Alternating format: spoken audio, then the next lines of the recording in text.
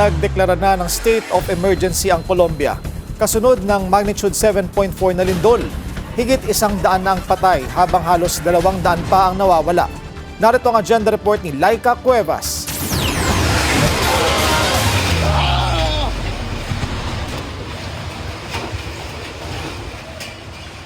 Yan ang eksena sa Maticana International Airport sa Pereira nang yanagin ang Colombia ng malakas na lindol. Naglaglagan ng mga kisami at nagkalat ang alikabok at debris. Sa Pereira pa rin, isang 4-story building ang gumuho. Isa lang sa maraming gusaling pinatumba ng sinasabing strongest earthquake of the century sa Colombia. Maraming bahay din ang sinira ng lindol sa Cali City. We were here in the dining room with my wife, my son, and with a woman who was accompanying us, and it started. I think that if it had lasted 5 more seconds, there wouldn't be anything left.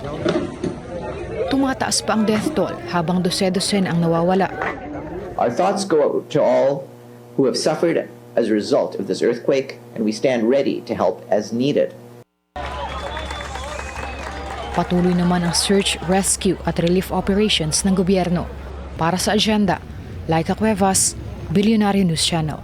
Manatiling nakatutok sa Billionaire News Channel. Sumubaybay sa aming social media accounts at mag-subscribe sa aming YouTube channel para sa mga eksklusibong balita at storya.